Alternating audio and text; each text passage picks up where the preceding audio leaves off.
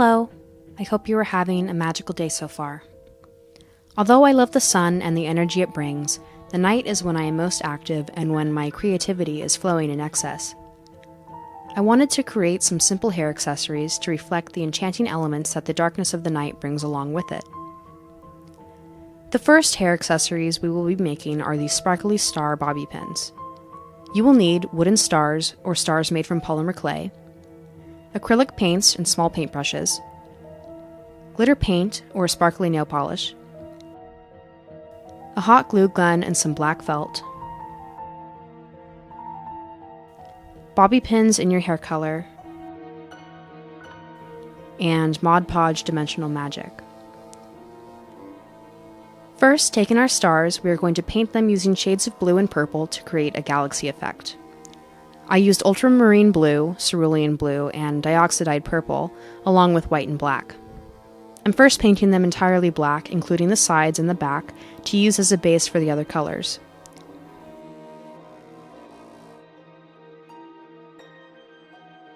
Once the black is dried, go in with your blues and purples and blend them together in little patches.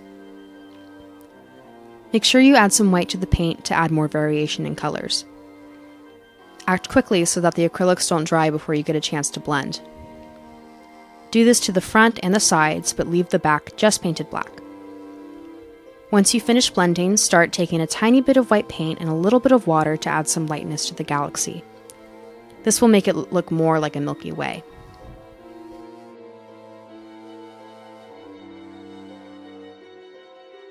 Don't forget to do this to the sides as well.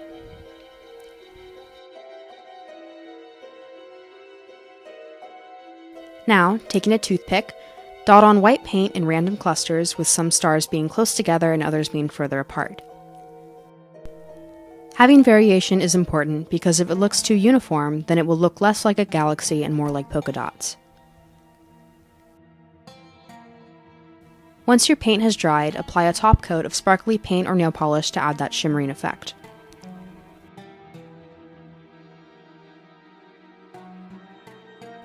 I'm also adding some iridescent star glitter, although this isn't necessary.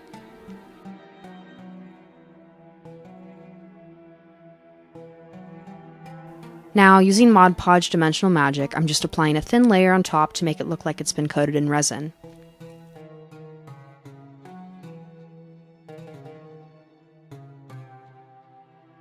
You want to let this dry overnight, ideally. Once they are dry, they should look something like this. Now, taking the black felt, we're going to cut out little circles that can be glued onto the back of the stars. These need to be small enough that they don't poke out from behind the stars.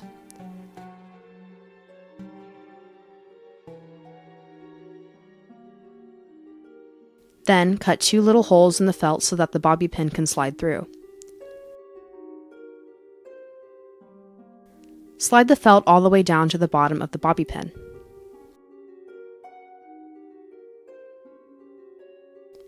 Now, using hot glue, I'm going to just glue the felt onto the bobby pin, and then I'm going to glue the star onto the felt. And although it isn't pictured here, I also glued another circle of felt onto the back of the first piece of felt to cover the hot glue.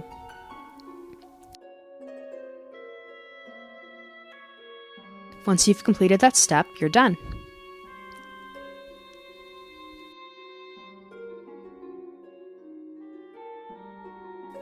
To make the night flower side comb, you will need paper flowers in either white or in your preferred color,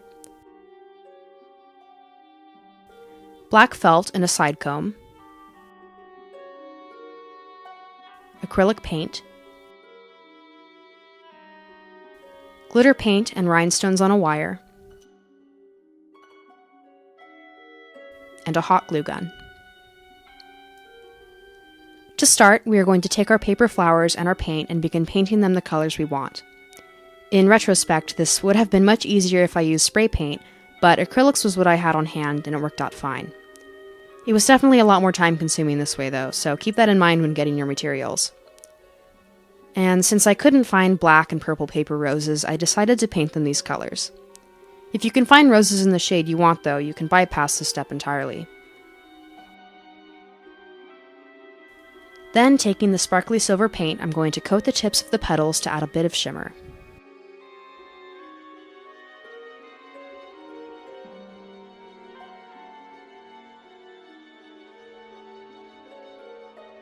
sort of think this looks like they've been coated in pixie dust or night frost or something like that. Then I have these paper flowers on a wire, which I'll also be coating with the sparkly paint.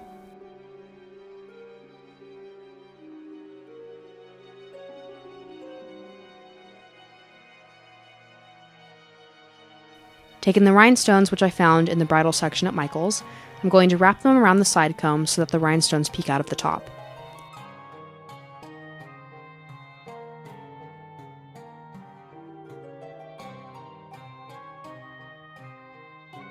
Make sure that you cut any excess wire.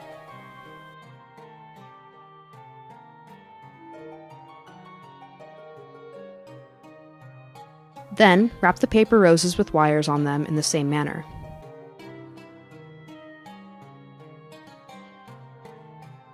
This will just add some more dimension to the side comb.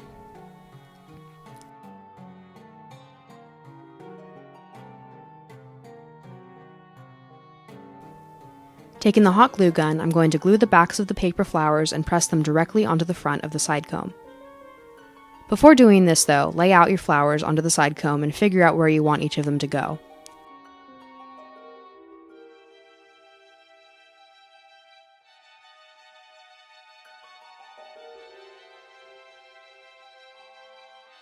If you need to, you can add more hot glue to the back of the flowers if you feel like they aren't secure enough. Alternate the size of your flowers as well to make it look more organic. Once you've glued all of the flowers onto the comb, we are going to cut out a thin strip of black felt which will go on the back of the side comb to cover up the glue and wires. Measure it first on the side comb and then cut it to the length that you need. Then, glue it directly onto the back.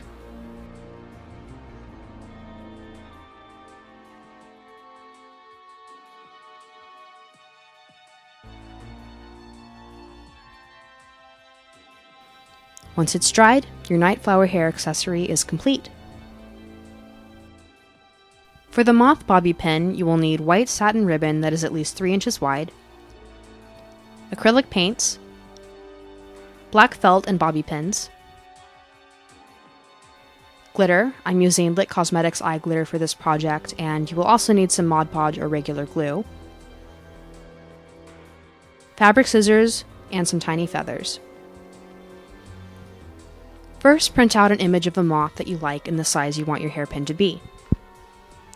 Place the ribbon on top of the picture and then trace the image onto the ribbon. Cut the ribbon to size, of course.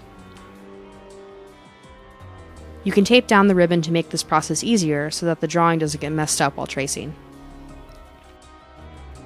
I'm using a sharp pencil because this fabric can be a little bit tricky to get fine lines on otherwise.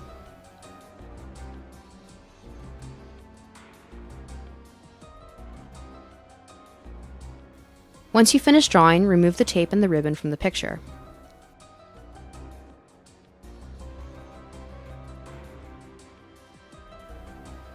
Now to start painting. I'm using a very small brush and my Liquitex paints in cerulean blue, black, and white. I only used 3 paint colors for this project, but I mixed all of the different hues and shades that I needed. When painting moths, you just need to make sure that you do the same thing on both sides of the wings. Think of it like painting by numbers, but you get to choose the colors instead. Just follow the design that has already been laid out for you. While I'm painting mine in blue hues, any color can be used in the same way.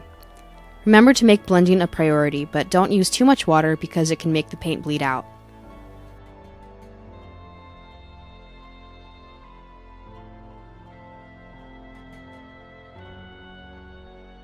While I don't think such a moth exists in these colors, there are plenty of beautiful moths that can be used as a reference if you'd rather stick to more natural colorings. I find painting moths and butterflies to be simpler than a lot of other subjects because not much blending is needed to make them look realistic. It's all in the pattern and the precision of your line work.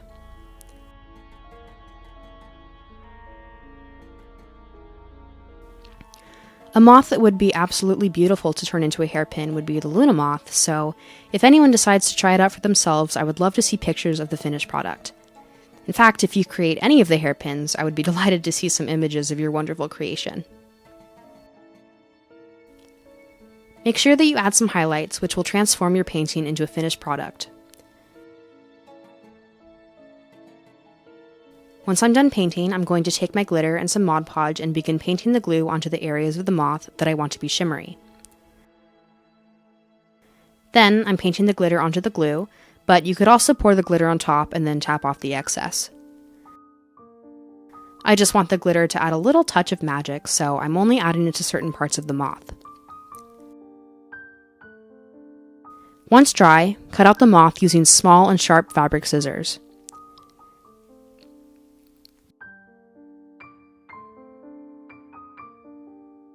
Now, using the same method as before with the galaxy stars, cut out 2 small circles of black felt that can be placed on the back of the moth.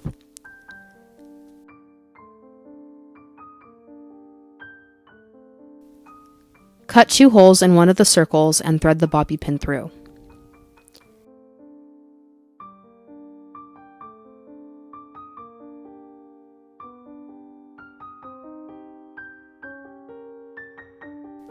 Taking the hot glue, glue the moth onto the felt.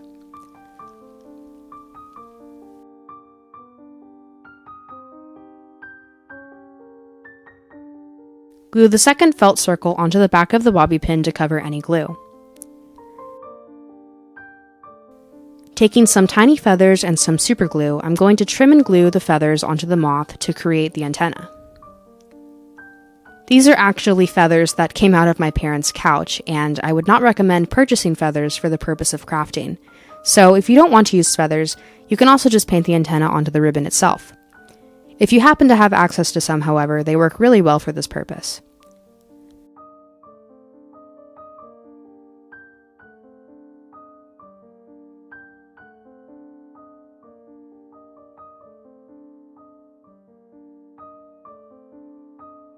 Just doing some extra trimming and then it's finished. The last project is the bat skeleton hairpin, which brings a more goth and creepy element, which I absolutely love. You will need polymer clay and an X-Acto knife, acrylic paint again, sparkly paint or nail polish, alligator hair clips, and hot glue. Taking a piece of paper, I'm going to fold it in half and draw half of a bat onto the side with the crease.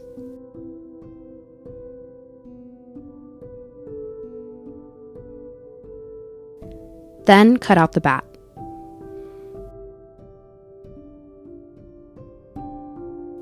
When you open the paper, there should be 2 equal sides. This will serve as our template. Taking some white polymer clay, roll it out to about 1/4 inch of thickness. I'm just using a pen to roll it out, which is what I had on hand. Put the template onto the clay and then cut around it using your X-Acto knife.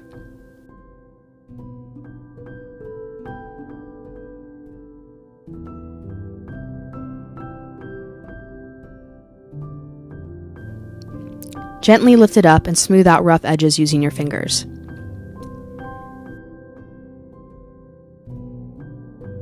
Now bake your clay according to the directions on the box. For me, I baked at 275 degrees Fahrenheit for about 25 minutes. Once done, they should be hardened, and now we can paint them black.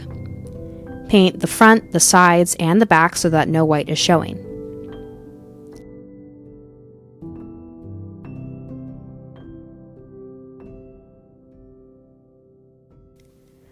Once dry, take a small paintbrush and some white paint to begin painting the bones of the skeleton. This does take some patience, but if you mess up, you can always paint over with black and try again. It took me 2 coats of white to get full opacity.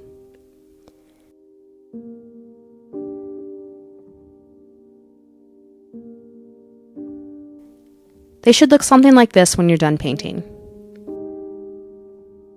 Now I'm just going to coat them in this iridescent nail polish from Zoya. You could also skip this part and just use Mod Podge if you want.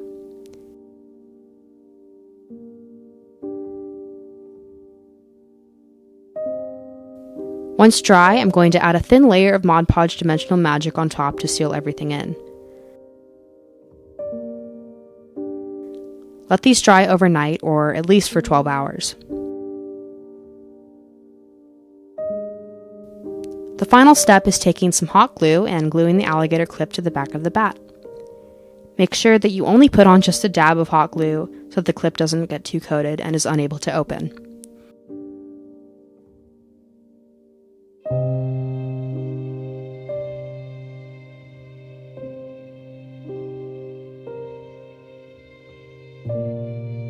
Once dry, your bat clips are finished.